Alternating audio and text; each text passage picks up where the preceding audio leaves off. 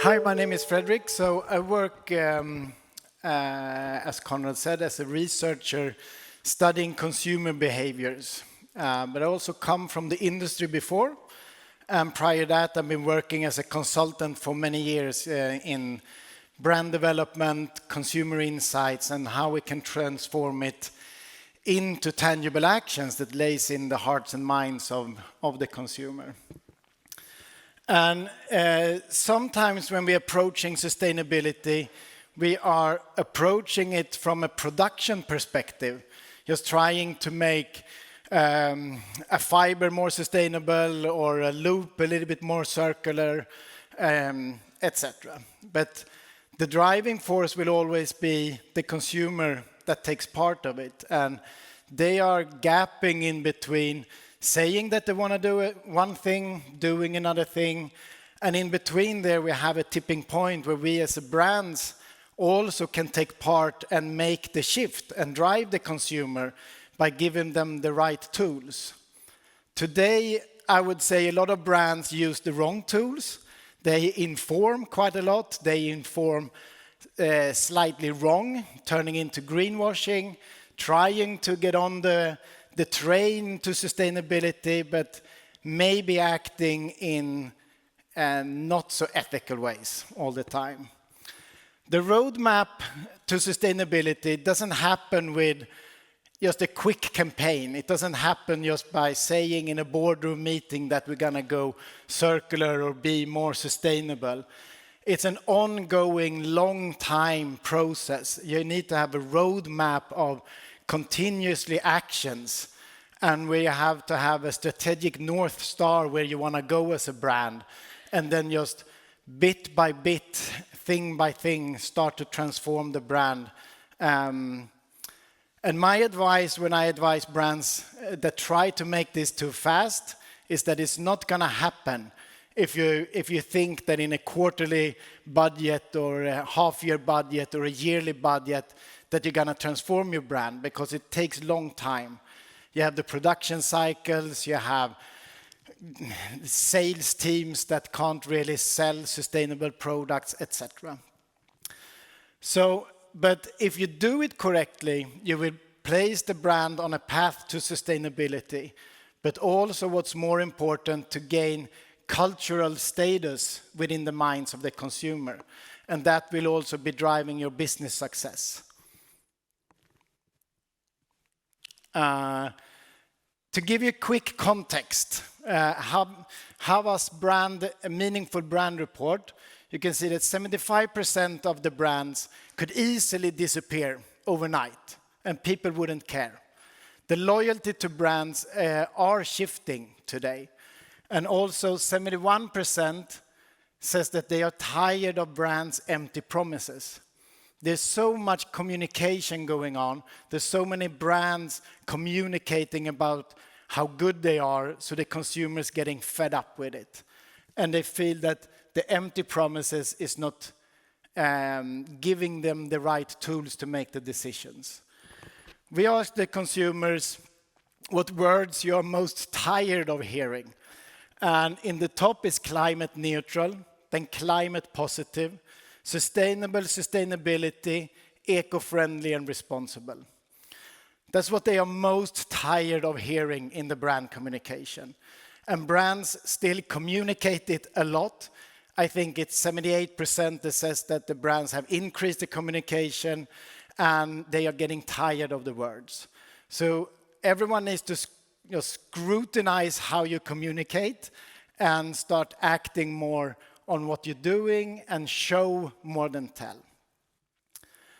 This is based on some eco-consumer profiles that is about 80% of the research population. And to give you an idea of who they are is that we work with a sustainable consumer readiness curve, which shows that we have 5 different types of sustainability readiness mindsets in the consumer. And in the red corner, we have the skeptics and the eco-zombies, or sustainability zombies. But we see a big green shift going into what we call eco-swingers anxious activists, and dedicated doers. And there's different kind of triggers for these kind of consumer profiles. You can see that the eco-swingers are mainly driven by storytelling. They think it's the real deal. They think sustainability is correct. They want to tap into it, but it's also a strong tool to build their own image. And they need the storytelling, the fun projects, the cool communication to tap into it and join in on the green shift. The anxious activists are really anxious. They want to see results. They want to see brands to say, if I buy this, what is actually happening? Because I think the world is going under. It's going to be destroyed, and I want to show, I want to know that if I buy this, it's going to be the correct choice, and you need to give me the proof points. And in the forefront, we have the dedicated pioneers. They're more value-driven. It's a smaller group than the other ones. You can see that the big groups are anxious and eco-swingers. But the dedicated are really driven by ethical values, by strong value systems, and they feel that this is the real deal. Some of us might think that we are dedicated pioneers, but I would say that most of us are not. Even if I've been working with this for a long time and really try to live by it, I think in between anxious and eco-swinger. It's I try to buy, and I've been producing eco sneakers, but I still buy sneakers I like. I still buy something that I think looks good, feel good, and sometimes you just swing back and forth in your decisions. But these groups are anyhow 8 out of 10 in somehow watch sustainability to be part of their self-image. There's something that attracts them in this, and there's something that triggers them into sustainability. And 8 out of 10 that tries to be this sustainable consumer. But we know that 8 out of 10 of all consumption is not sustainable. It's not driven by the eco value. So there's a big gap of wanting to do it, identify yourself of being that kind of person, but then also to buy the products that are combined with their own self-image. It was a short introduction. I will get back to the consumer profiles, but it's good to know about them because some of the statistics will be based on the different profiles. We believe that 2 big, strong driving forces is either status points, and status anxiety that is built up today with sustainability. The more we communicate about sustainability, the more new kind of status points we can gather as consumers by buying the right thing, buying the cool things, building this hype up around ourselves to be sustainable, to be eco-friendly, responsible in knowledge. That gains status points in the groups.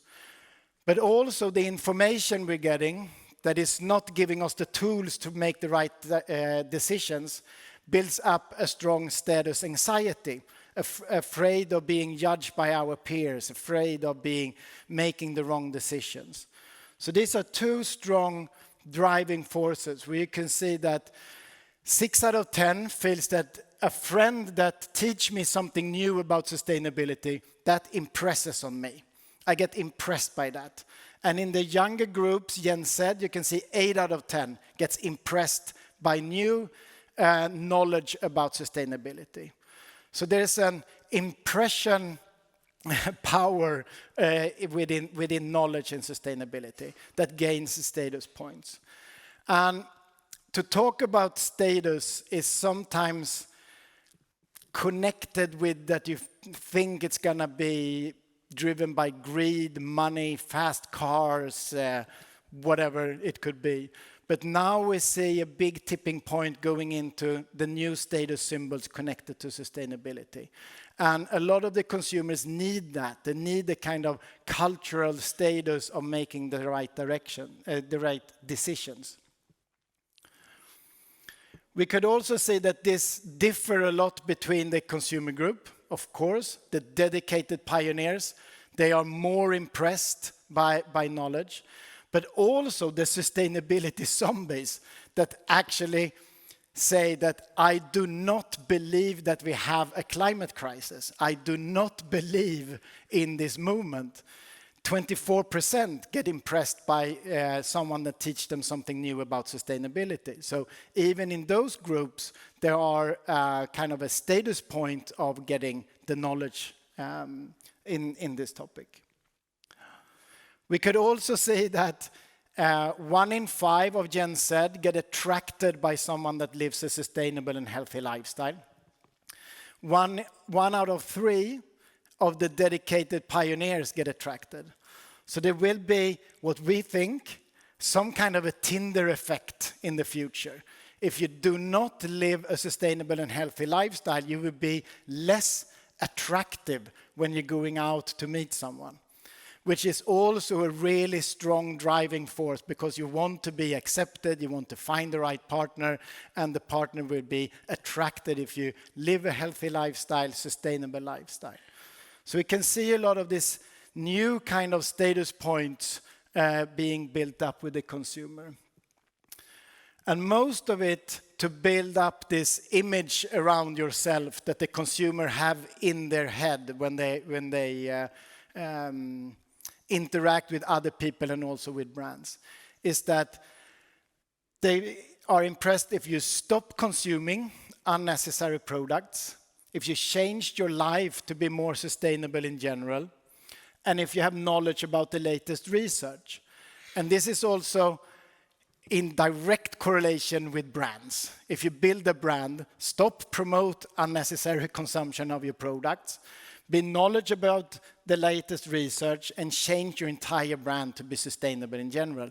It's quite easy to start as a producer or a brand to work towards sustainability in the head of the consumer. I'm not getting into the production parts in this. In the same end, we can see that when brands are communicating so much as they are, and they're supplying a lot of information to the consumer, they don't know what they're gonna do with all the information. They get information overload, so they feel that their choices they're making, they are disappearing into a black hole. They don't know if it does any good or bad in their consumption, because they get fed with so much information, mixed with greenwashing. They don't know who they're gonna trust. They read something in media, they find something else in social media, and then they get brand communication from brands they know are not sustainable, but saying they are sustainable. So they don't know. They work with this all the time with the tools and techniques to try to make the right decisions. And this status anxiety is something that drives the consumer to be anxious about being judged by peers. And you can see that 7 out of 10 of the Gen Z feel that they will be afraid of being judged by their peers. And also that almost 9 out of 10 feel that their choices are disappearing into a black hole. They don't know, they get the information, but they don't know what's actually truth in it. A slide I feel is, for me as a researcher, the most interesting part is that if you do not have the information, if you feel that, yeah, it very well, it disappears into a black hole, it doesn't matter what I do, then you also do not want more knowledge about it. So you can see that information is working good in one way, because the more information we get, the more anxiety we drive up in the consumer groups that they're going to be judged by their peers. So we can see that when you know about sustainability, when you know what's happening, you're getting afraid of being judged. If you do not know what's happening and you do not have the knowledge, you are not afraid of being judged, and you do not want more knowledge about it either. So information have an important role to inform, but it creates anxiety. And to address the anxiety, brands need to build cultural status points and proof points for the consumer to ease the anxiety. So if the consumers, if we want them to adapt to a sustainable lifestyle, we need to handle them the proof points, show them the way, lead them the right direction. Because if we're only informing about that the planet is going down, and if we only inform them about what is happening and everything, the anxiety grows so big, so it might actually stop the transformation in the head of the consumer. It could actually lead to that there's no, it doesn't matter anyway, because it all disappears. I don't know what's gonna happen. So the mix of informing, but also create the bragging rights and proof of concept, so they can continue to build their own self-image. And this brings in also that we can see how consumers today want brands to be more of brand activists. And this is something that is growing now with the situation with the war in Ukraine. And we can see that consumers are tapping into more into brand activations or brand activism.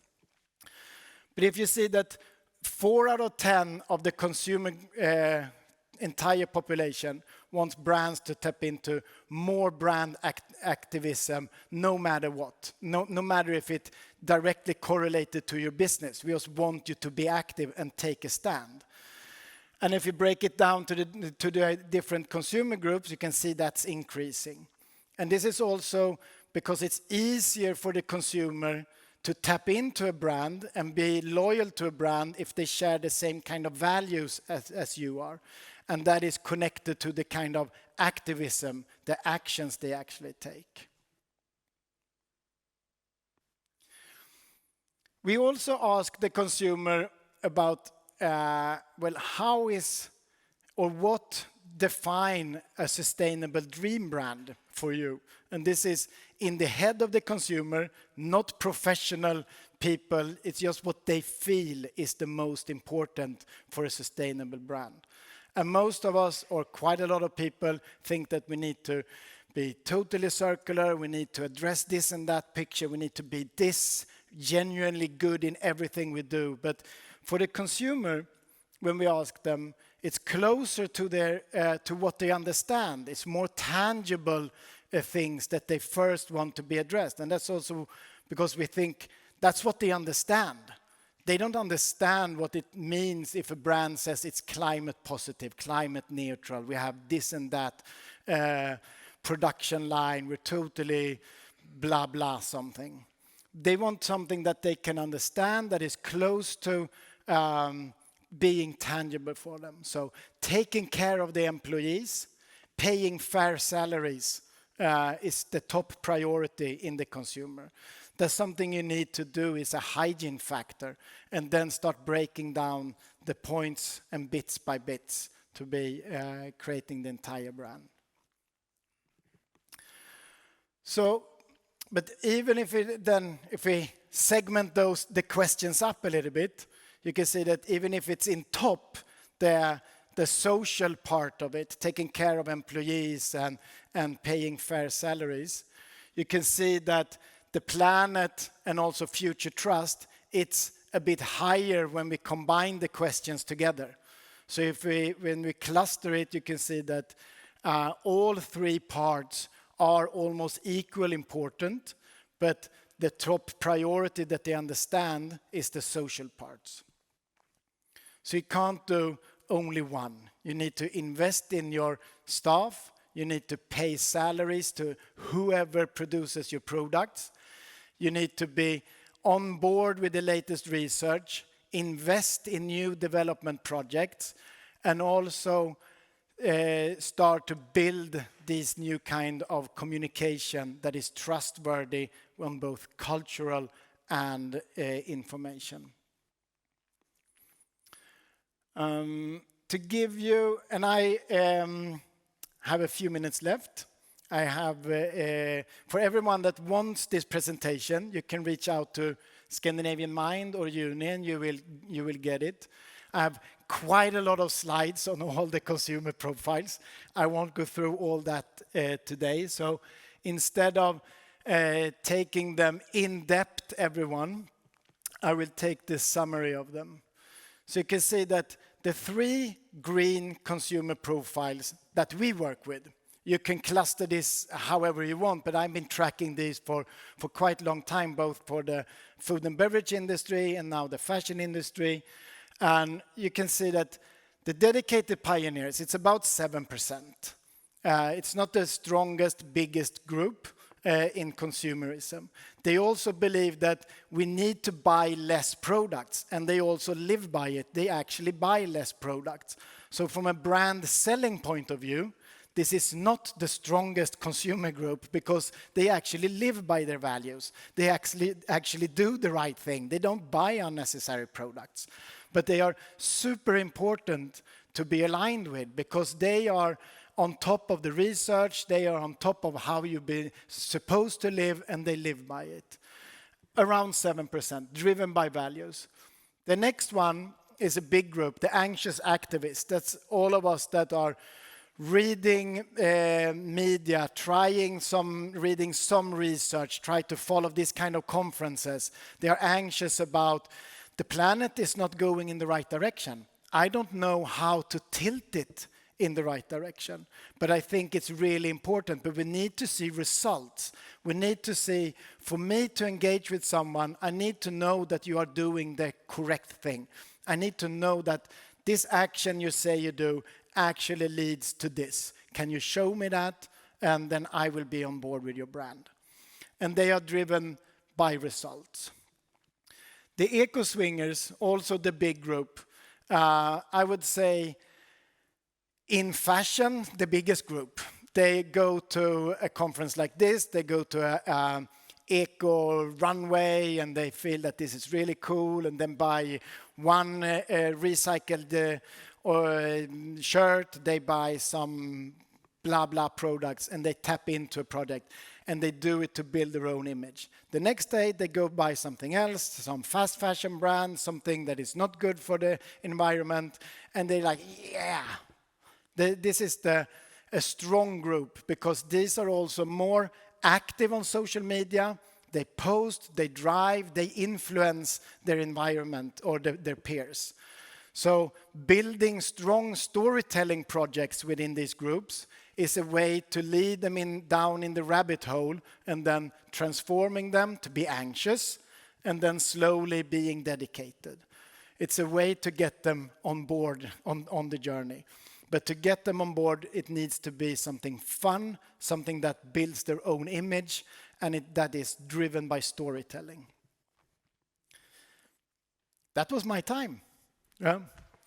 So with that, I will leave you hanging and say thank you.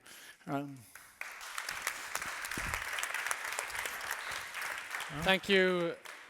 Thank you, Fredrik. And as you said, reach out to me, or you can also use the RSVP email address that you used. We'll make sure you get all these slides from Fredrik. There's plenty more where this came from. I can assure you that. We've been working with Fredrik in publishing some of these results as well. Thanks again, Fredrik. Thank you.